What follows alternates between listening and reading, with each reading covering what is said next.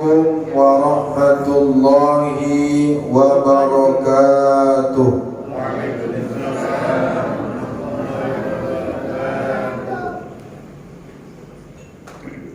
Alhamdulillahi rabbil alamin. Wa bihi nasta'in ala umurid dunya waddin.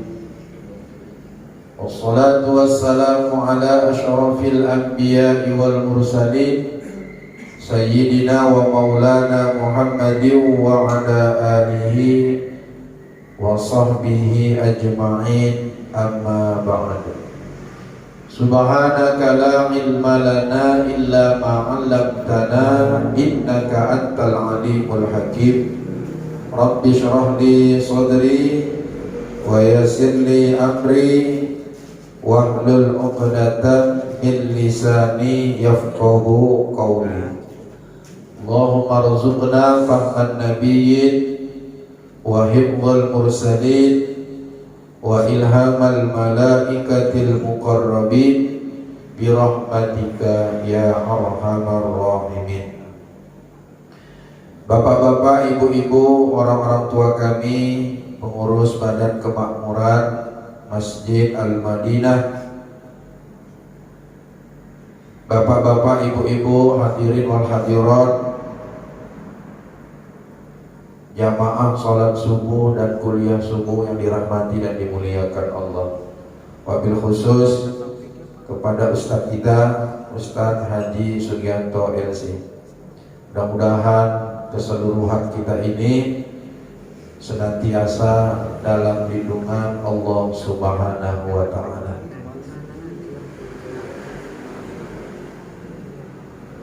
Mengawali kuliah subuh kita pada hari ini, mari sama-sama kita bersyukur kehadiran Allah Subhanahu wa ta'ala.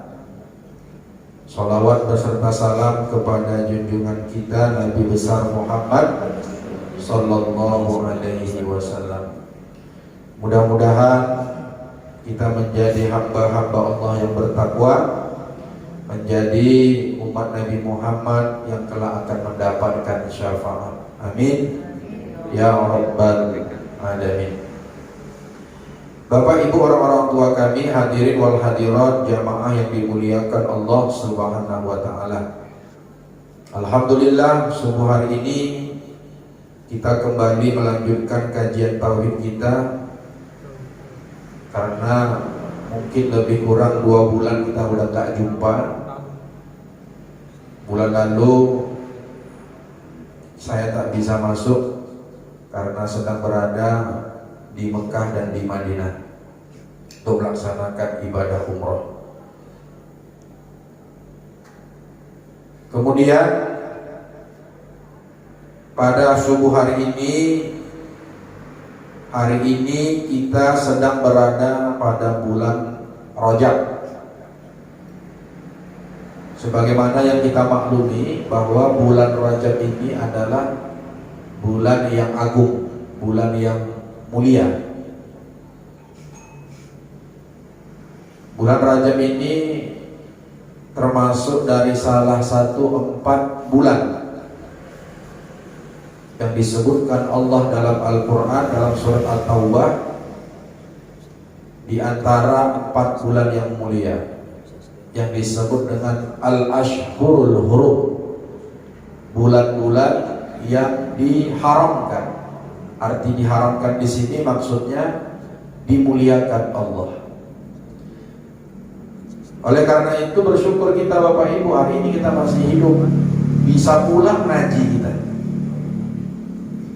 Sholat subuh kita, ngaji kita pada subuh ini itu berbeda nilai ganjarannya ketika kita sholat subuh dan mengaji pada bulan di luar bulan Rajab.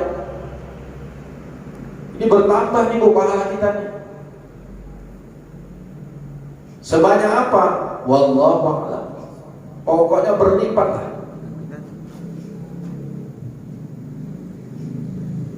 Makanya untuk mengisi bulan Rajab ini jangan sia-siakan.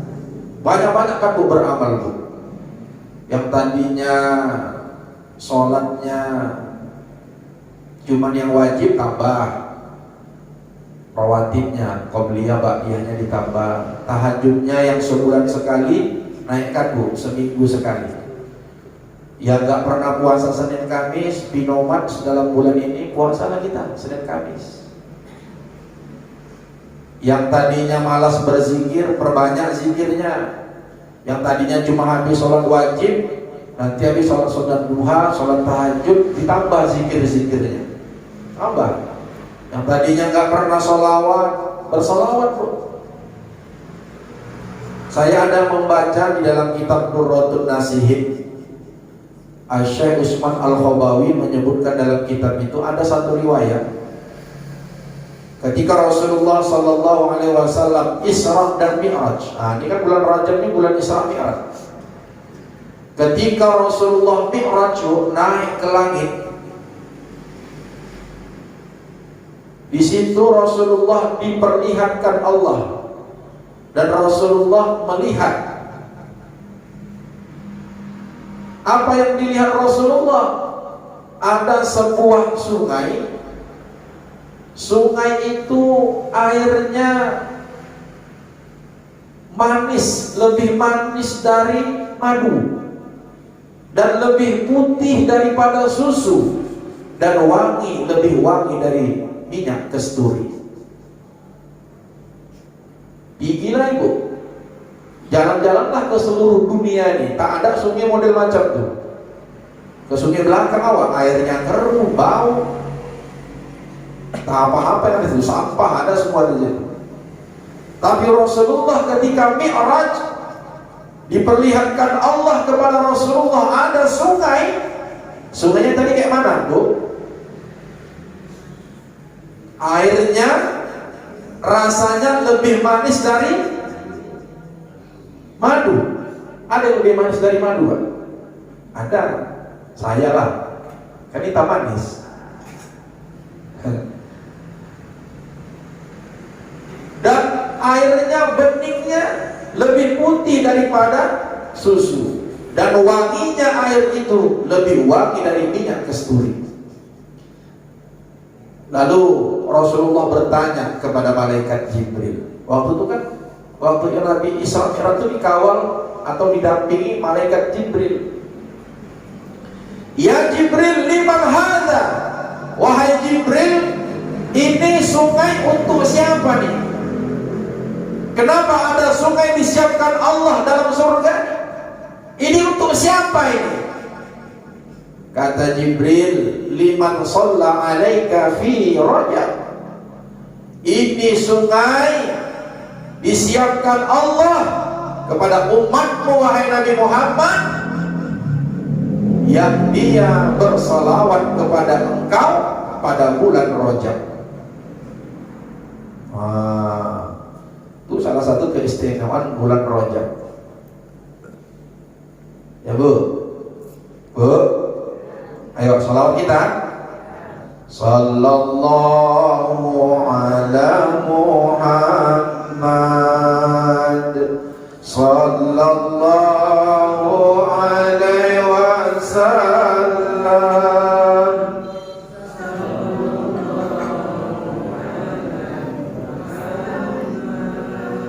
Sallallahu alaihi wasallam. Dah sekali aja.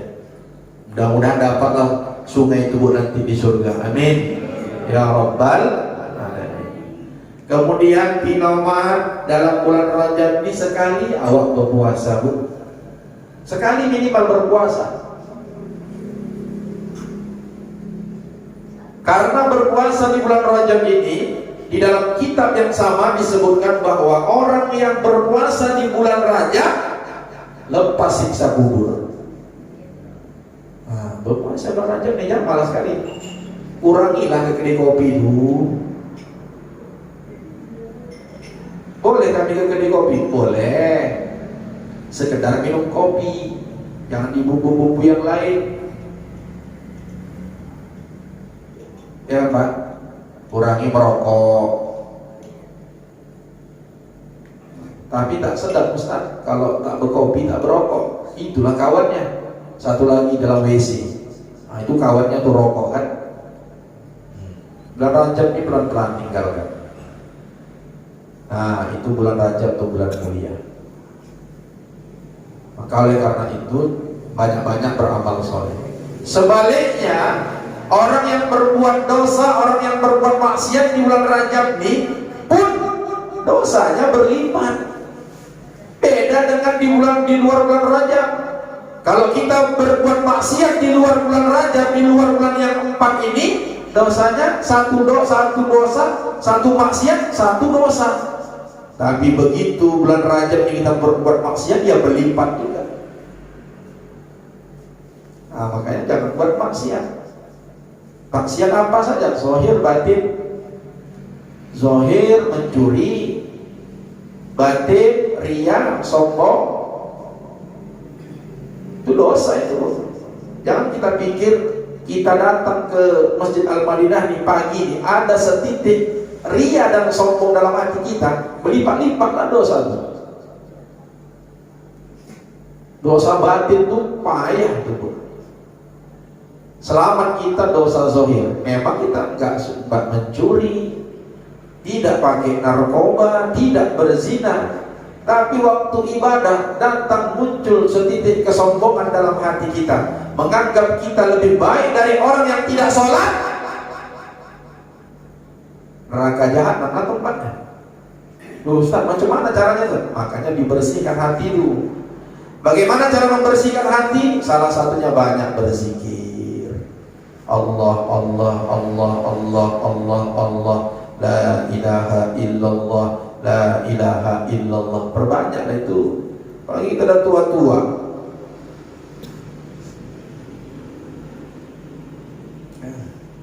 Dah, itu untuk membuka kajian kita. Bapak Ibu hadirin wal hadirat jamaah yang dimuliakan Allah. Subuh hari ini kita sambung ngaji tauhid kita. Sifat yang ke-8, sifat yang wajib bagi Allah Ta'ala, yaitu sifat iradat. Apa Bu? Iradat. Minggu lalu masih 2 bulan lalu masih ingat. Sebelum iradat apa? Kudrat. Wujud kidam bako mukhalafatul lil hawadithi qiyamu binafsi. Sambunglah Bu. Wahdaniyah, kudrat, iradat. Nah, ini iradat. Kita bacakan Bu isi kitabnya sedikit ya untuk ngambil berkah. Bismillahirrahmanirrahim. Qala al-muallif rahimahullahu ta'ala wa nafa'ana bihi wa bi barakati ulumih fid daraini amin ya mujibas sa'ilin. As-sifatu saminatu, sifat yang ke-8, al-iradatu, iradat. Iradat tubuh bahasa Arab. Bahasa Arab, iradat. Apa arti iradat itu? Iradat itu artinya berkehendak. Allah punya sifat berkehendak. Artinya Allah tidak terpaksa atau dipaksa. Bahasa lain iradat ini selain berkehendak, menentukan. Kemudian iradat bisa juga diartikan menetapkan. Makanya iradat ini sama dengan qada. Itu rukun iman yang keberapa tuh? Qada dan qadar. Pak 7 apa 8? 9 katanya. Rukun iman itu ada 20 kurang 14. Berapa Bu? Nah, mau gak pusing aku Ustaz dibuat Ustaz ya. Rukun iman yang ke-6 lah itu, beriman kepada qada dan qada dan qadar itu dalam sifat 20, kudrat dan iradat. Kudrat dan iradat. Jadi iradat ini qada, ketentuan Allah, ketetapan Allah. Nah, jadi apa tadi arti iradah? Berkehendak, menentukan dan menetapkan. Yajibu lillahi ta'ala, wajib bagi Allah ta'ala al-iradatu, memiliki sifat iradah.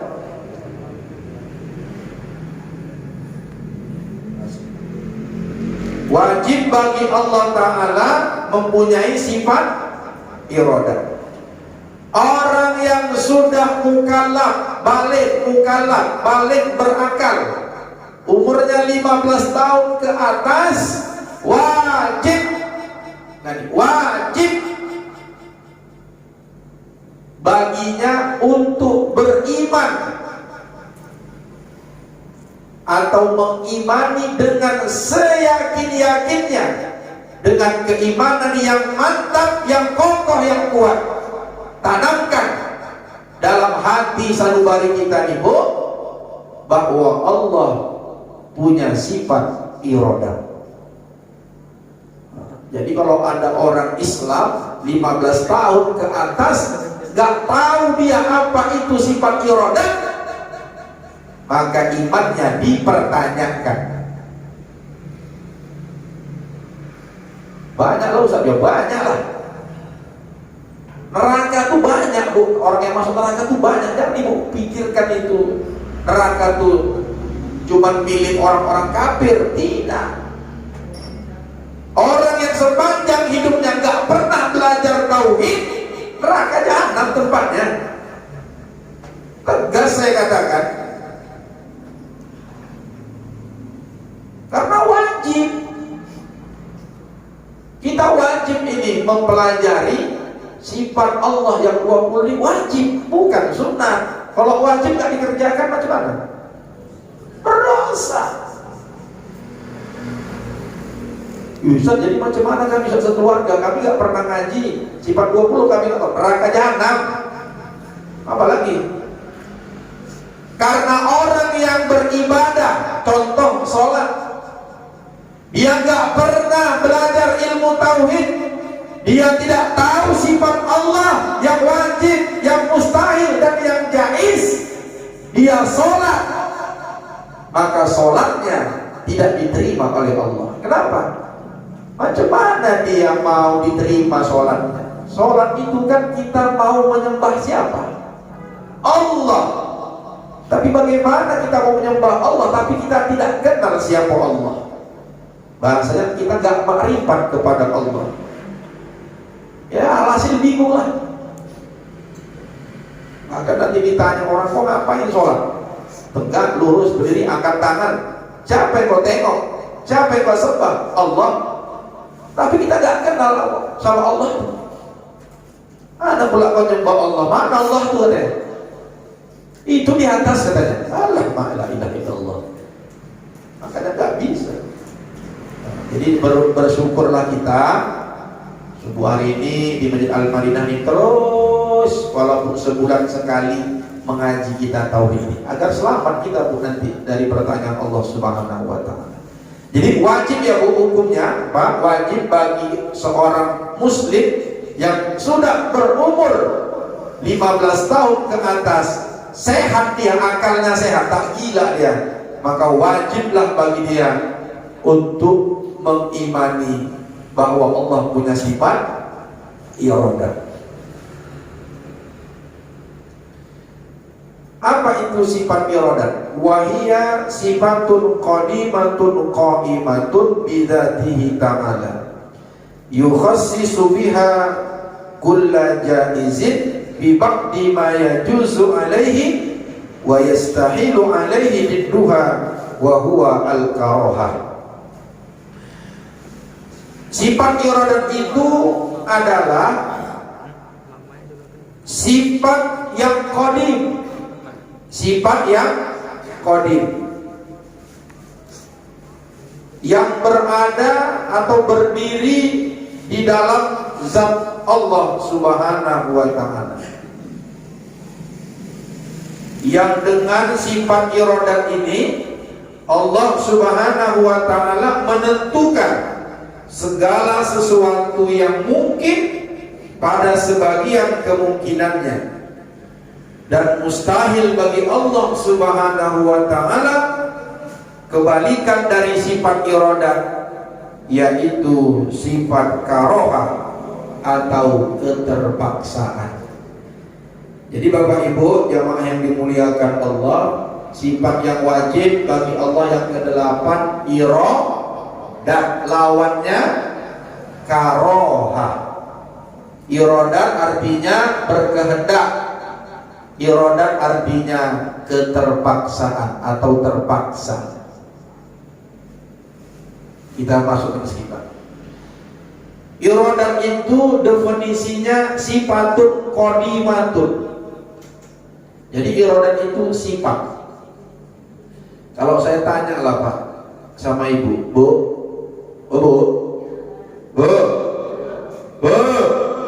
jangan ngantuk.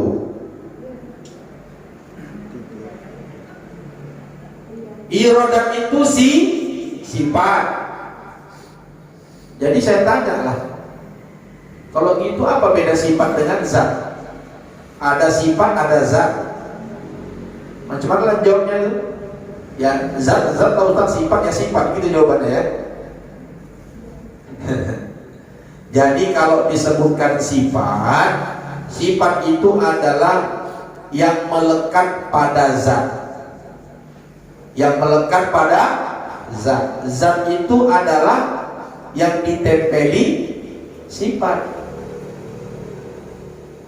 Contoh misalnya saya pakai baju apa ini Bu? Baju apa nih? Bukan warnanya, baju apa? Koko, baju gamis ya Bu. Warnanya apa? Putih. Baju koko ini bendanya, zatnya. Sementara putih ini adalah sifatnya. Jadi baju ini zat, kemudian putih sifat. Berarti sifat itu adalah sesuatu yang menempel pada zat. Begitulah sifat iradat ini, sifat yang ada pada zat Allah. Kemudian sifat iradat ini qadimatun, qadim dia. Apa tuh kemarin qadim? Kidam. Sifat iradat Allah ini sudah ada sejak dahulu, tidak diawali dengan ketiadaan. Jadi Allah itu ada, sejak Allah itu ada, ya sudah ada lah sifat iradat ini. Jadi bukan seperti kita ada juga iradat Pak. Iradat kita ada, tapi iradat kita dalam tauhid disebut dengan iradatul juz'i, iradat lokal, hanya sebatas keinginan, tapi gak bisa menetapkan. Ya Bu, kita ini punya banyak keinginan. Semua kita ini ada keinginan, ya kan Pak? Sekarang Bapak inginnya apa nih sekarang? Ingin Bapak sekarang apa nih? Maunya Bapak sekarang apa sekarang? Ada tuh teh itu di depan, tuh minum lah. Minum. Atau misalnya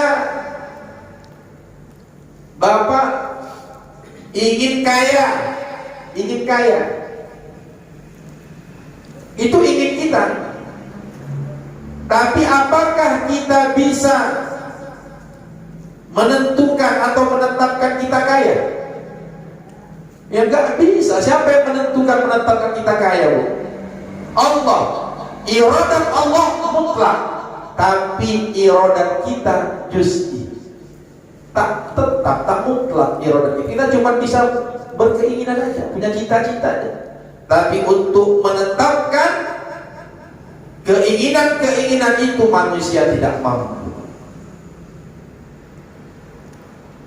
Kita semua ingin kaya, punya mobil, punya rumah gedung. Tapi sampai sekarang terwujud. Ingin naik angkot, rumah nyewa. Ya Bu. Kenapa? Karena kita cuma bisa berkeinginan, tapi menetapkan tidak bisa. Beda dengan iradat Allah.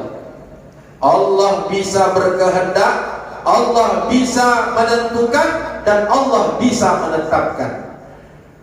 Dan sifat iradat Allah ini qadim, sudah ada sejak zaman dulu. Kapan itu Ustaz? Jadi kodo kita nih Pak, sudah dicatat Allah. Waktu kita masih dalam kandungan, disitulah Allah menetapkan iradat kehendak Allah itu kepada kita. 4 bulan pertama kita ini berada dalam rahim ibu kita berupa segumpal mani, setetes mani, nutfah. 40 hari kemudian dari nutfah berubah menjadi alaqah, darah. Kemudian 40 hari mudghah dulu, darah, baru alaqah, baru berbentuk segumpal daging. Dari daging baru tulang menulang. 4 bulan kita dalam kandungan ibu kita. 4 bulan itu berapa hari Bu? 202 berapa? Kosong tahu dong. 1 hari berapa? 1 bulan berapa hari? 40. 40. Jadi ada tanggal 40 Desember.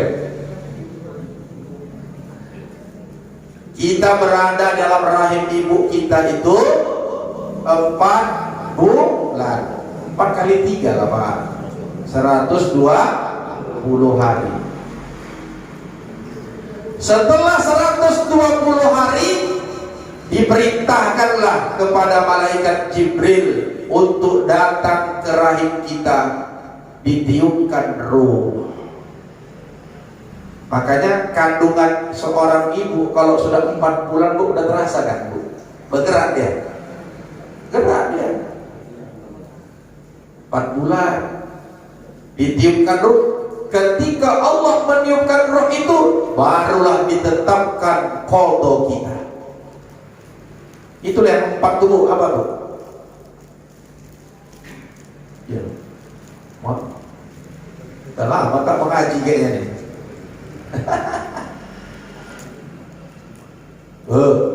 Apa Bu? Ya Allah. Ya Allah ya Tuhan. Apa yang ditetapkan?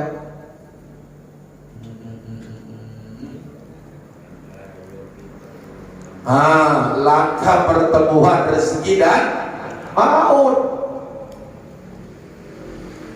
Jadi umur kita berapa sudah ada dalam iradat Allah. Kemudian kapan kita mati sudah ditentukan Allah. Rezeki kita sudah ditentukan Allah. Jodoh kita sudah ditentukan Allah. Ibu kawin kemarin sama bapak, itu sudah tercatat dalam iradat Allah, dalam qada Allah. Tak bisa kita menghindar. Tak bisa. Dapat Ustaz, udah gendut, pesek, toke hitam lagi Ustaz, pelit pula lagi Ustaz, harga haram pula. Ya udah, iradat Allah, terimalah, bersabar apa. Yang dapat bini cantik, putih, hidung mancung, pipinya merah delima, rambutnya panjang, akhlaknya bagus, baik pula dia, banyak duitnya, banyak hartanya, keturunan bangsawan, itu namanya sudah iradat Allah. Bersyukur, syukur.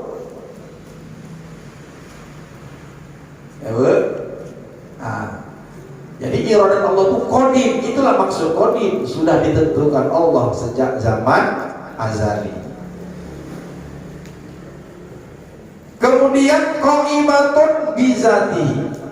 Jadi sifat iradat itu nempel pada zat Allah. Kemudian sifat iradat ini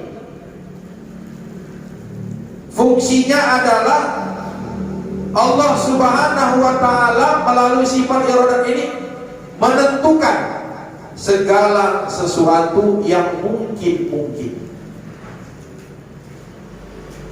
Jadi Bapak Ibu, semua yang diciptakan Allah, semua yang terjadi, baik yang dulu, sekarang, dan akan datang, itu semuanya karena iradat Allah. Sudah ditetapkan Allah Subhanahu wa ta'ala.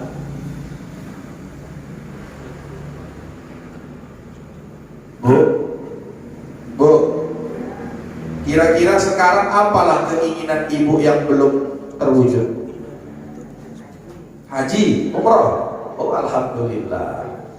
Bulan 12, kalau mau berangkat sama saya bulan 12. Saya setiap bulan 12 insya Allah berangkat. Sama Ustaz Sugianto bisa juga. Ustaz berangkat berapa Ustaz? Nah, tanya Ustaz Sugianto. Kalau sama saya bulan 12 Pak, kenapa saya pilih bulan 12? Dingin, enak. Dingin. Nah, dan tahun baru di sana. Ya Bu, ada yang mau berangkat? Itu keinginan. Bisa ibu menentukan ibu berangkat atau tidak? Tidak. Siapa yang menentukan? Allah Subhanahu wa ta'ala. Karena ibu berangkat atau tidak berangkat menunaikan ibadah haji dan umroh adalah perkara yang mungkin.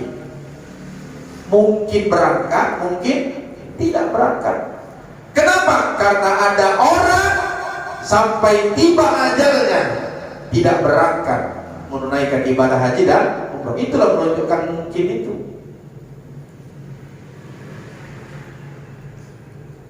Enak Ustaz umroh tuh. Kalau haji Bu, tak usah lagi bercita-cita. 35 tahun naik kalau jadi. Setan memang. Setan. Musahkan orang aja.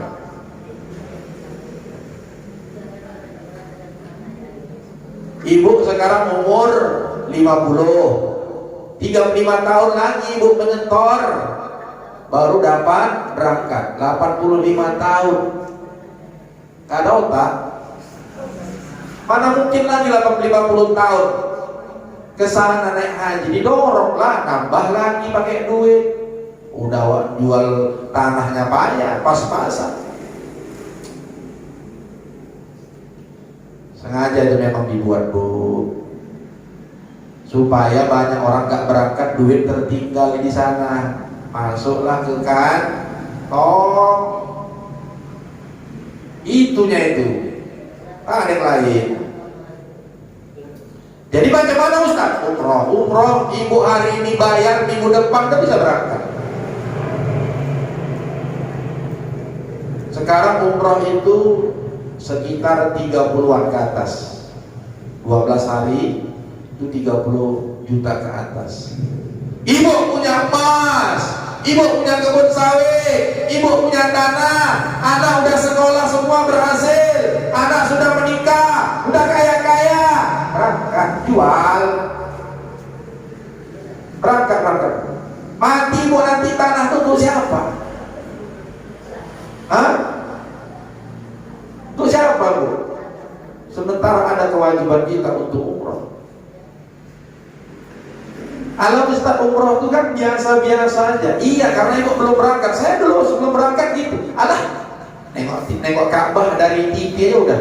Nengok Ka'bah dari TV sambil makan gorengan naik kaki ke atas. Ketawa-ketawa bisa.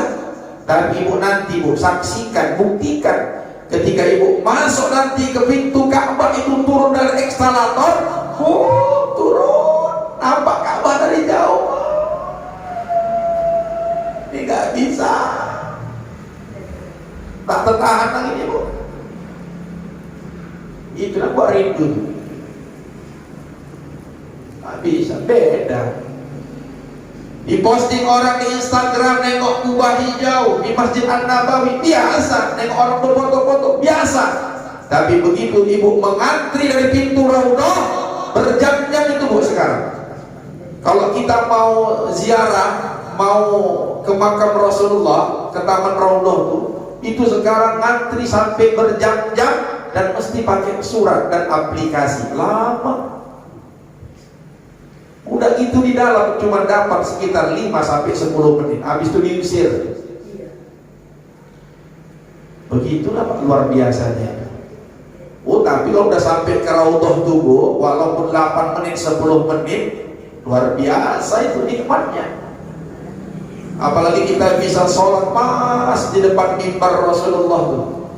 Oh ya Masya Allah, nikmat kali tuh. Yang belum berangkat cepatlah berangkat.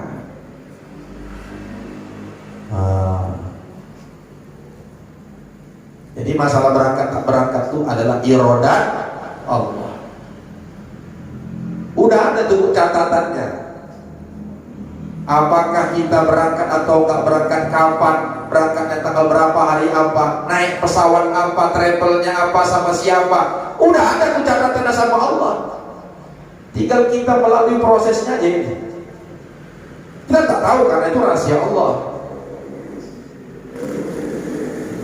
Dah.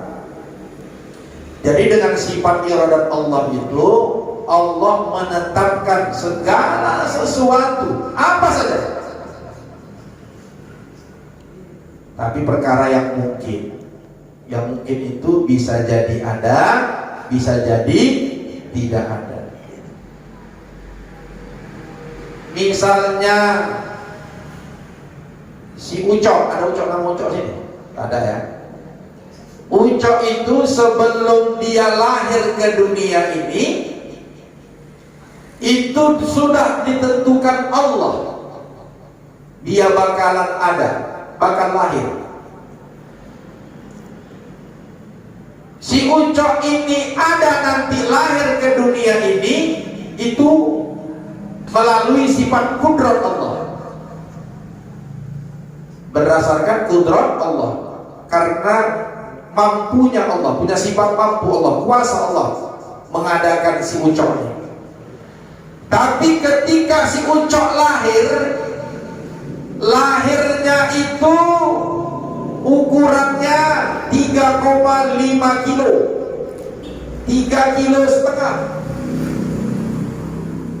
putih, bersih, ganteng, hidungnya mancung, matanya bulat, bola matanya biru. Itulah iradat namanya. Kita ada Pak, lahir itu karena kudrat Allah. Tapi model kita yang macam gini sekarang, itulah iradat Allah. Makanya kita ini gak ada yang sama bentuknya, beda semua ini Pak. Ya Bu, ada yang mancung, ada yang pesek, ada yang hitam, ada yang putih, ada yang tinggi, ada yang pendek, ada yang tepos, ada yang itu iradat Allah. Gak bisa kita itu menentukan. Kalau nanti anakku lahir, ku baca surat Yusuf, gantenglah dia seperti Nabi Yusuf. Itu keinginan kita, itu lahir pas pakai Ustaz Mahmud keling,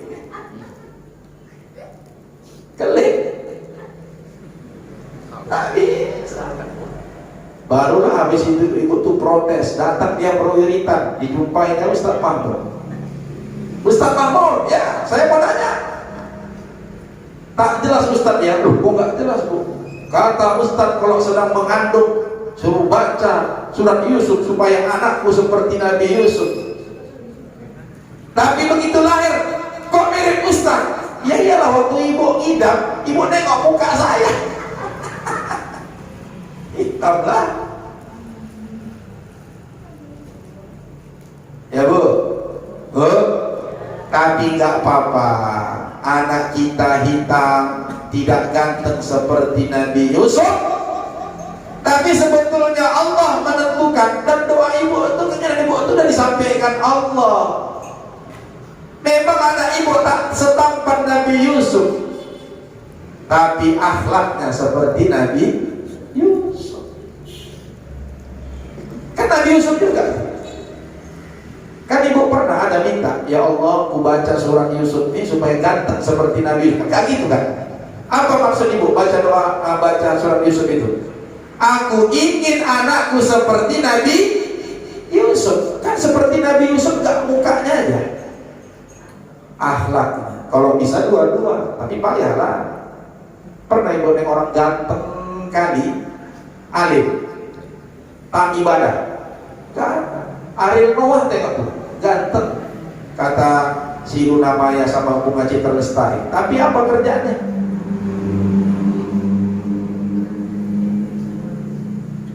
Ya Pak.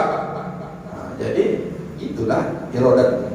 Udah begitu adalah apa yang ngaji irodat tuh. Yang penting tanamkan ke dalam hati kita, semua yang ada di dunia ini, apapun yang terjadi di dunia ini, perkara-perkara yang mungkin itu adalah irodat Allah, sudah menjadi ketetapan Allah. Kalau begitu Ustaz, bagaimanalah kami cara menyikapi irodat ini? Jadi bu, irodat Allah kepada kita ini ada 4. Secara umum ada 4. Yang pertama, irodat Allah kepada kita itu berupa ketaatan. Dikasih Allah kita ketaatan, itu irodat Allah. Apa itu taat? Taat itu adalah kita mengerahkan kemampuan yang diberikan Allah kepada kita untuk mengikuti apa yang diperintahkan Allah. Kita sekarang tadi sholat subuh, sekarang majelis ilmu, itu adalah irodat Allah berupa ketaatan. Kan gak semua kita dapat nih Pak, manusia ini gak semua dapat kayak kita nih. Itu adalah irodat ketaatan yang diberikan Allah. Jadi taat itu adalah pemberian Allah, irodat Allah.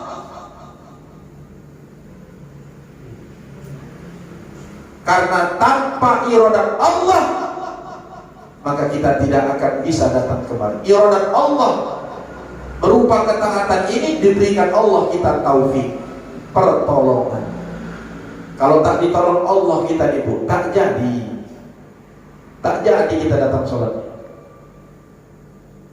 Mungkin ada yang kemarin datang tapi tak diberikan taufik, sakit misalnya, kan ada.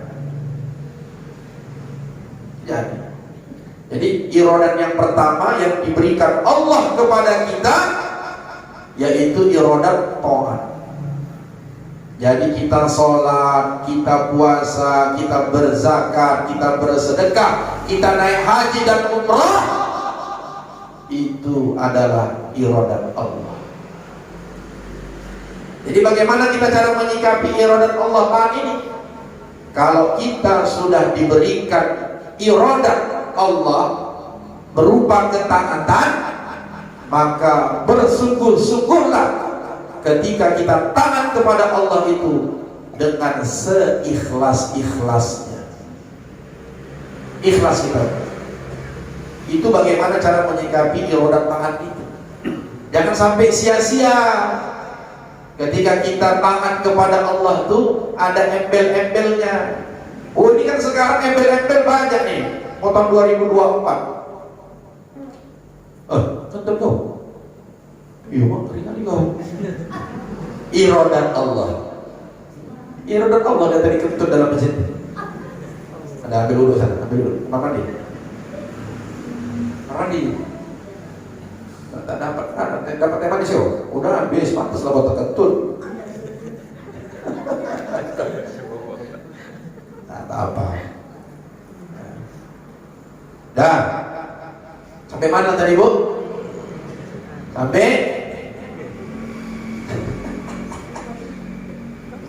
mana? Sampai taat. Jadi untuk merespon irodat taat ini, maka ikhlaslah kita dalam beribadah. Ikhlas. Nanti macam mana cara ikhlasnya, Ustaz lain yang menjelaskan. Karena itu bukan kajian tauhid, itu kajian tasawuf. Tasawuf.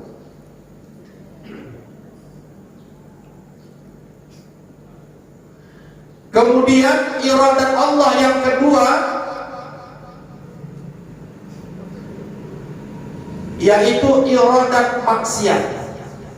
Ini jangan salah tanggap ya Pak.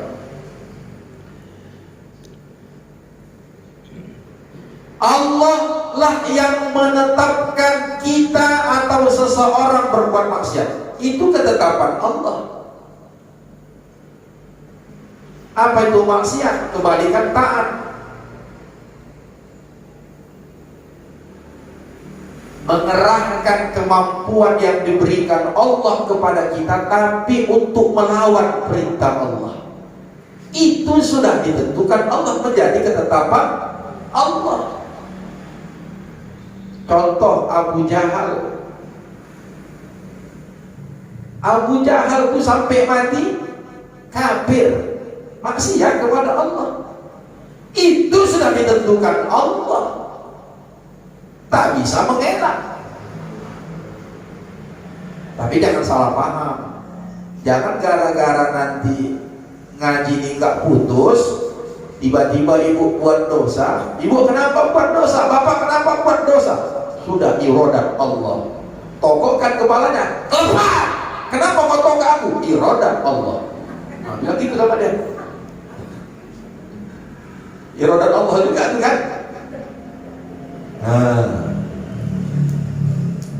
Jadi bagaimana cara menyikapi iradat Allah berupa maksiat ini? Ketika seseorang berbuat maksiat, maka cepat-cepat bertobat. Itulah dia. Jadi kita gak bisa menuntut Allah. Ya Allah, aku ini berbuat dosa karena Engkau. Loh, kok karena aku, kata Allah? Karena kau punya sifat kudrat dan iradah. Engkaulah yang menakdirkan aku, Engkaulah yang menetapkan aku berbuat maksiat. Kata Allah, kan kau kusuruh taubat.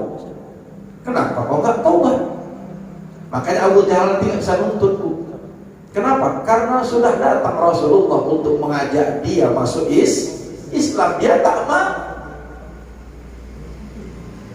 Jadi jangan coba-coba kita menyalahkan Allah.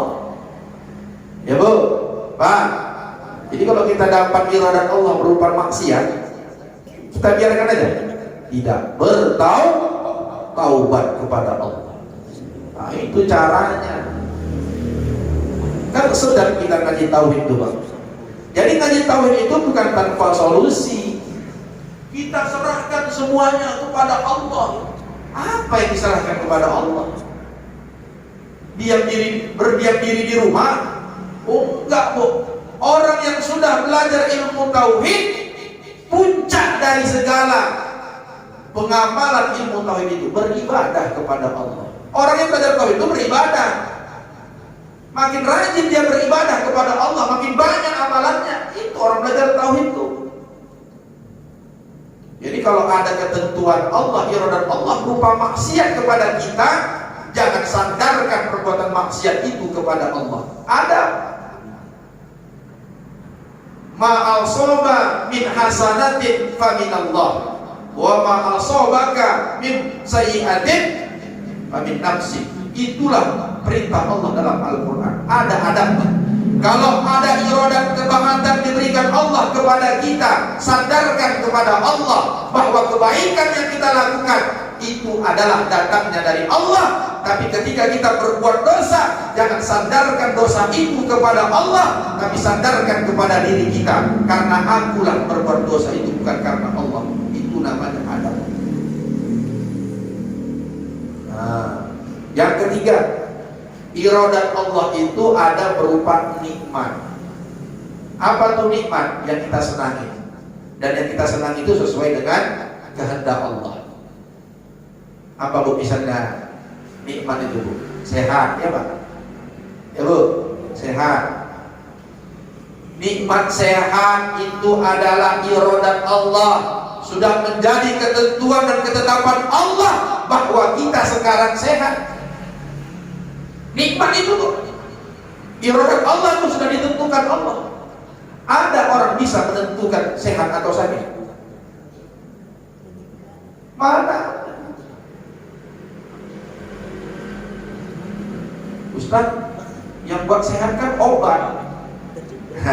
Balik lagi kajian kudrot kita kemarin. Ustaz, yang buat sehat kan dokter. Ustaz, yang buat sehat itu kan orang pinter itu. Yang buat sehat itu kan tabib. Emang iya? Tidak. Yang buat sehat, yang buat sembuh itu Allah. Yang buat satu penyakit itu datang dan diberikan kepada orang dan diangkat penyakit itu adalah Allah. Bagaimana ceritanya Ustaz? Kalau kitalah bersandarkan kepada obat yang menyembuhkan seseorang yang sakit itu, kenapa banyak orang berobat ke rumah sakit mati? Tak sembuh dia, bahkan makin parah. Coba saya tanya gitu, apakah setiap orang yang berobat sembuh? Tidak. Karena sakit dan sehat itu adalah perkara yang mungkin. Kalau perkara itu mungkin, itu adalah kerja kudrat dan iradat Allah. Gitu kan kajinya. Tapi jangan pula tak berobat. Kenapa wak tak berobat? Malas. Udah ada itu iradat Allah. Kalau sembuh-sembuh, tidak. Jangan begitu. Kalau begitu, bagaimana cara kita merespon iradat nikmat Allah ini?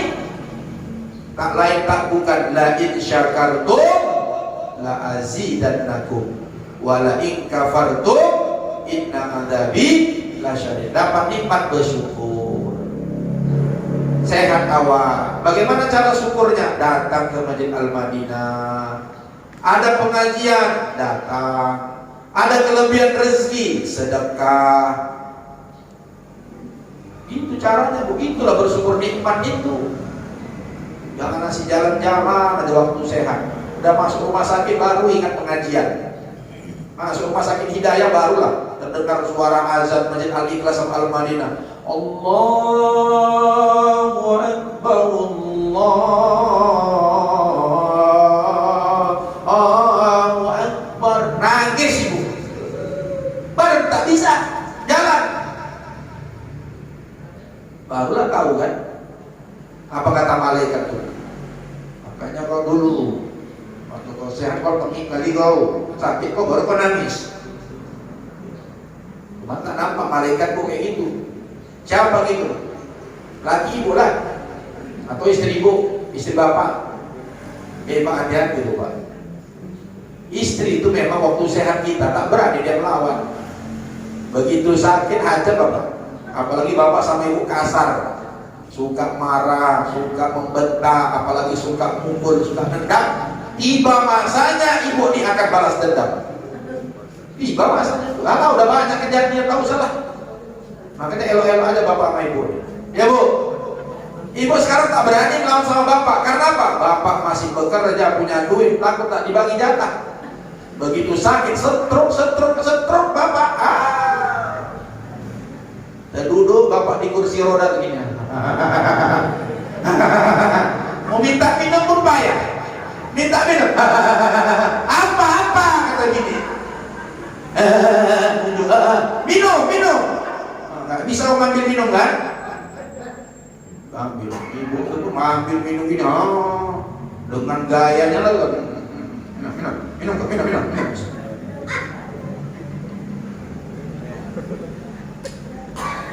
Beda tuh bu, ya kan? Waktu bapak sehat lagi banyak duit, bang minum bang. Tapi begitu nanti udah sakit stroke, mau minum kau. Kau dulu ya, sambil nangis bu. Kau dulu. Sekarang kau mana? Kau rasakan kan? Dulu kau rasa kau kuat, kau dulu kau tendang kuat saya kuat. Sekarang kau minum. Nangis aja lah pandinya. Apalagi mau kamar mandi dulu mau lagak kali kan gitu kan. Ibu-ibu ini dendam orang tua. Tapi kalau bapak sama ibu baik, dirawatnya kita Pak, dirawatnya kita. Mulut tidak pernah kasar. Kalau ada rezeki lebih dibelikan emas, ya Bu ya. Oh, bayar. Sakit kita malah Bang. Cepatlah Bang sembuh ya Bang.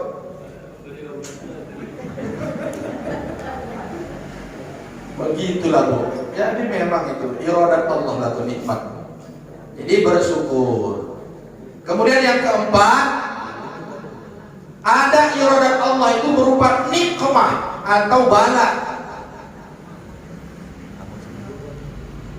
Bala itu cobaan.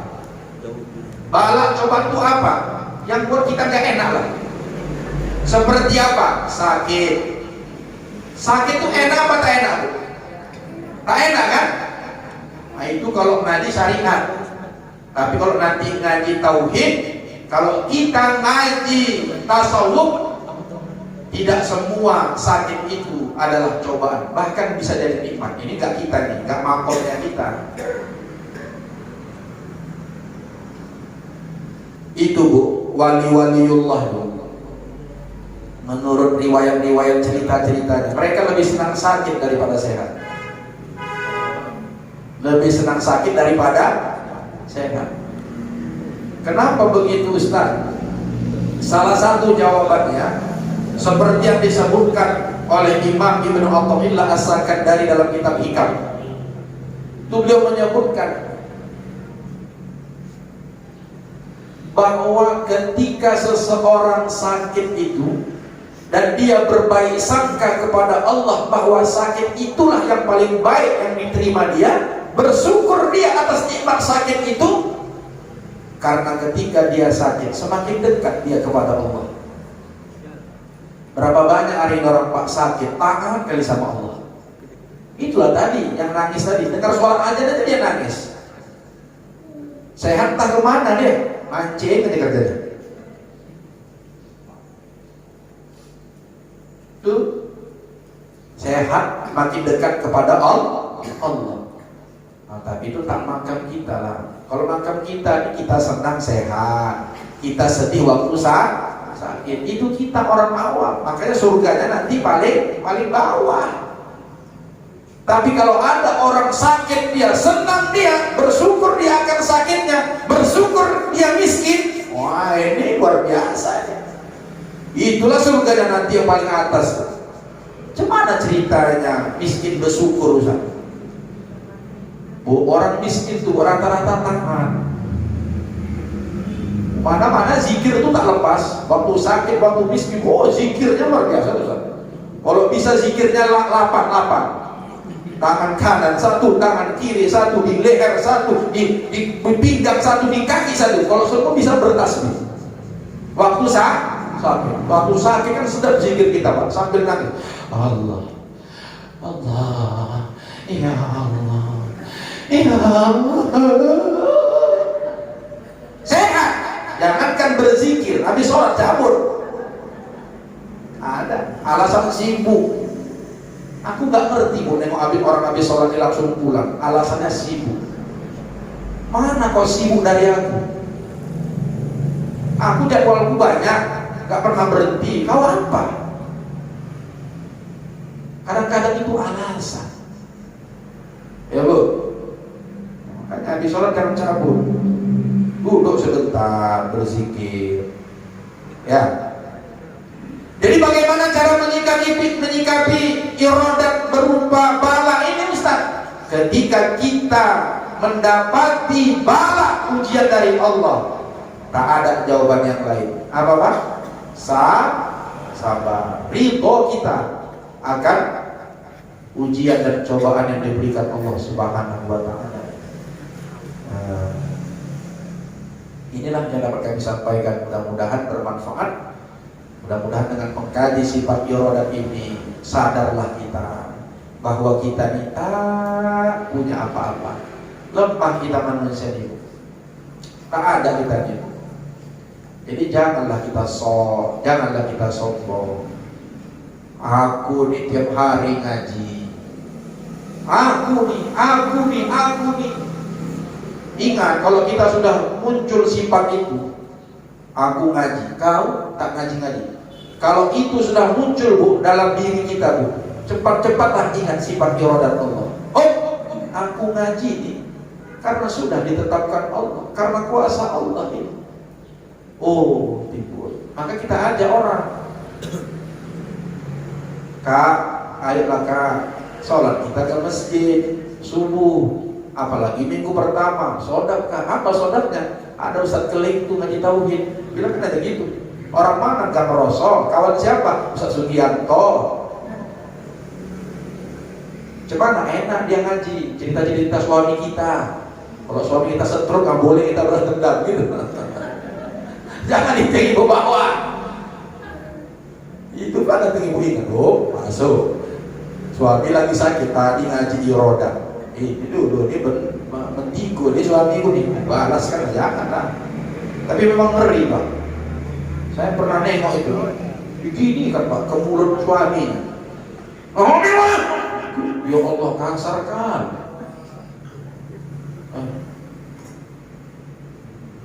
Itu masih mendingan daripada kawin lagi dia ya kan. Ibu, saya nasihatkan Bu ya. Kalau suami kita sakit, ibu jangan kawin lagi. Urus saja Bu sampai selesai. Nanti kalau udah selesai terserah ibu. Jangan Bu, bapak juga kalau istri kita sakit jangan cepat-cepat dilepas. Ini kadang-kadang masih sakit sidik aja bukan Bu, bapaknya udah gatal, jangan. Tak usah Pak, selesaikan dulu sampai selesai baru. Hah? Mana selesai? Selesai kan? Alhamdulillah. Ya. Jadi itulah sifat iradat itu. Dengan kita ngaji sifat iradat ini muncullah sifat tawaduk kita, rendah hati kita kepada Allah dan kepada seluruh manusia. Kita di manusia tanpa ada daya dan upaya. La haula wala quwwata illa billahil aliyyil azim. Yang sudah taat, tingkatkan ketaatan, bersyukur dengan cara ikhlas. Yang sedang berbuat dosa, tahu itu adalah ketetapan Allah, taubat. Yang dapat nikmat Allah, bersyukur. Yang dapat musibah dan ujian Allah, yakinkan itu sudah menjadi ketetapan Allah, maka kita bersabar atas ujian itu. Udah? Kalau ada mau pertanyaan silakan. Kalau tak ada kita tutup dengan doa.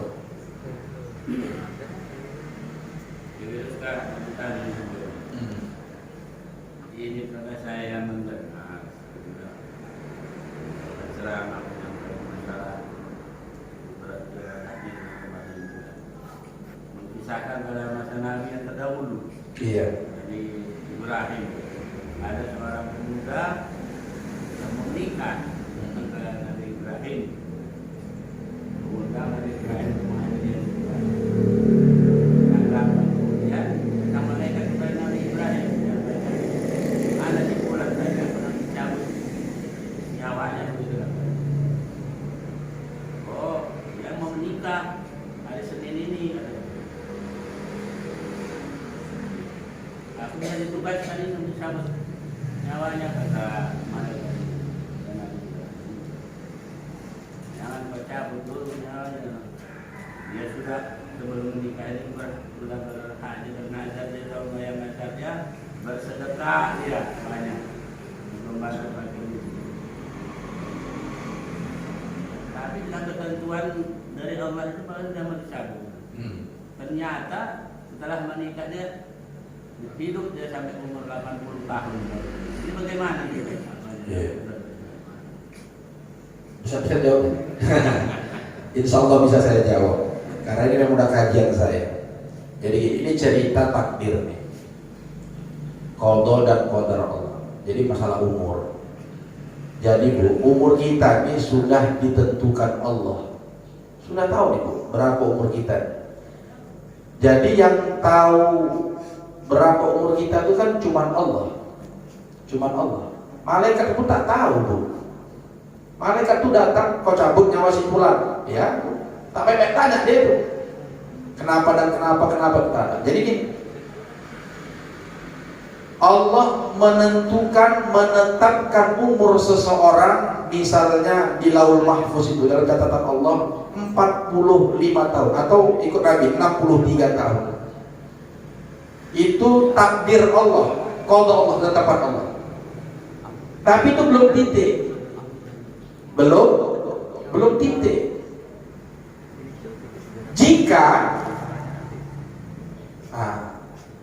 Jika si fulan banyak bersedekah, ku tambah umurnya dari 63 menjadi 70. Jika si fulan berbuat maksiat kepadaku, malas sedekah, sholat tak mau, dari 63 akan kukurangi menjadi 60. Jadi umur kita tuh ada namanya syarat-syarat kita, bisa bertambah, bisa berkurang. Ini tidak menyalahi dalil-dalil yang sudah ada. Salah satunya hadis tentang silaturahmi. Man ahabba ayyubsata fi rizqihi wa yunsa'alahu fi atharihi falyasil rahimah. Barang siapa yang ingin diluaskan rezekinya, dipanjangkan Allah umurnya, maka perbanyaklah tali silaturahim. Jadi kan dalam hadis itu disebutkan siapa yang ingin dipanjangkan umurnya. Ustaz, umur orang bisa panjang, bisa pendek? Bisa. Ada catatannya di situ. Apa salah satu sebabnya, syaratnya? Perbanyak tali silaturahim. Jadi itu dia. Jadi hakikat panjang umur itu bisa dua. Bisa memang ditambah Allah, sebetulnya bukan ditambah Allah. 63 itu belum titik. Tapi ada jika-jikanya. Kemudian kenapa umur orang bisa pendek? Karena ada jika-jikanya, ada syarat-syaratnya. Tapi semua itu kita tak ada yang tahu. Itu yang tahu Allah. Tapi sinyal-sinyalnya diberikan Allah. Seperti orang yang menyambung tali silaturahmi itu, memang dipanjangkan Allah umurnya. Bisa, sebetulnya tadi saya bilang hakikatnya itu bukan ditambah, udah ditentukan Allah tuh, cuma syarat-syaratnya aja. Pas itu Pak cerita, kan tadi ceritanya apa? Rajin bersedekah dia kan? Memang begitu. Tidak bertambah, tidak berkurang. Umur itu tidak bertambah, tidak berkurang. Memang sudah ditentukan Allah. Sebaliknya, bahwa umur yang panjang itu bukan dia, kata para ulama, pendapat ulama sebagian lagi, bukan dia bertambah secara angka, tapi ada keberkahan di dalam umur itu. Orang yang menyambung tali silaturahmi itu panjang umurnya, banyak berkah dalam hidupnya, baik-baik aja semua amal-amal, bisa datang rezeki, bisa dia sehat, anaknya soleh dan soleha, usahanya lancar. Begitulah ketetapan Allah itu Pak. Jadi pada hakikatnya umur itu tak bisa bertambah, tak bisa berkurang. 63 umurnya, jika dia rajin silaturahmi dan bersedekah, maka umurnya dipanjangkan Allah menjadi 70 tahun. Tapi jika dia selalu berbuat maksiat, pelit, dengki, kemudian umurnya diturunkan Allah menjadi 60 tahun. Itulah takdir dan qada Allah. Itulah terjadi di zaman Nabi Ibrahim. Itu masih mendingan lagi Pak. Ada cerita di zaman Nabi Sulaiman, tapi bulan depan aja. Panjangnya 710. Jadi gitu Pak. Jadi untuk menjawab itu memang panjang jawabannya. Tapi kalau ditanya orang, berarti umur itu bisa bertambah, bisa berkurang. Dari mana kau tahu? Masya Allah. Jadi kalau menurut cerita itu, memang umurnya dipanjangkan Allah. Bukan karena aku udah disuruh nyabut ini dia, disuruh cabut nyawanya sama Allah.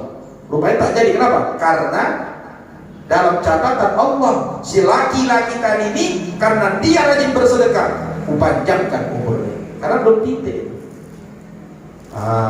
Jadi itu semua rahasia Allah.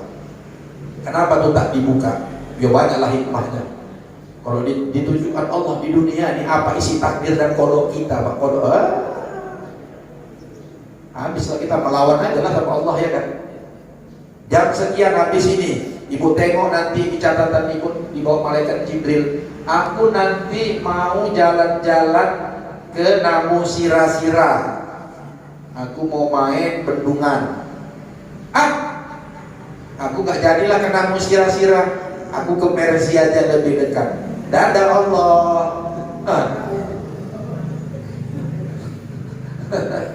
Melawan lah kita sama Allah.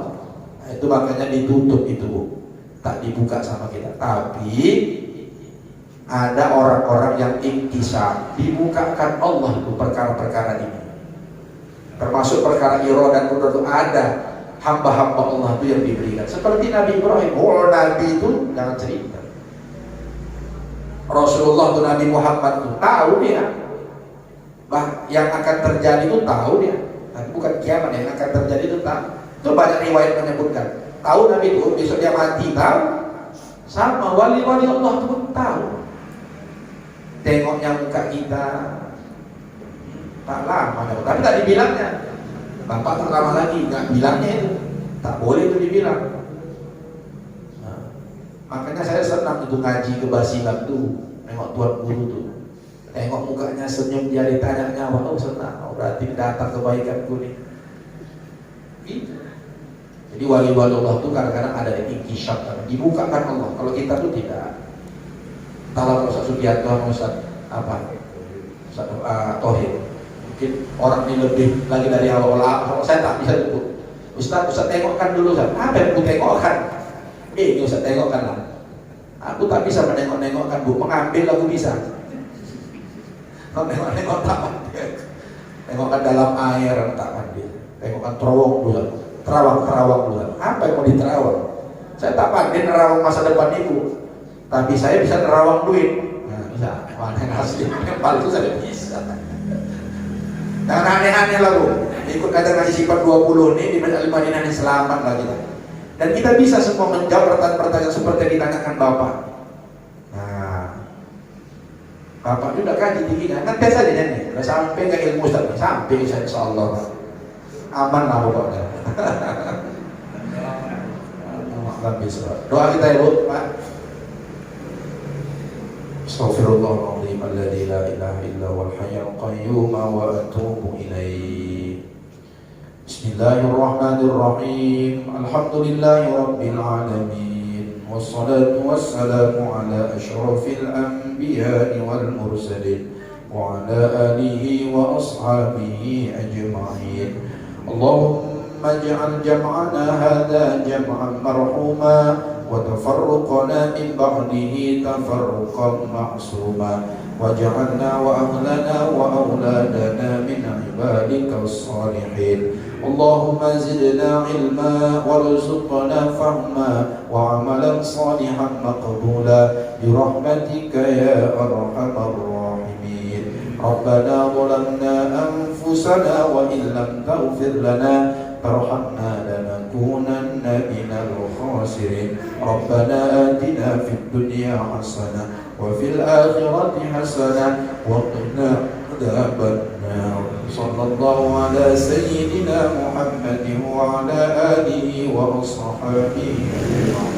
Subhana rabbika rabbil izzati amma yasifun wa salamun alal mursalin walhamdulillahi rabbil alamin. Taqabbalallahu minkum.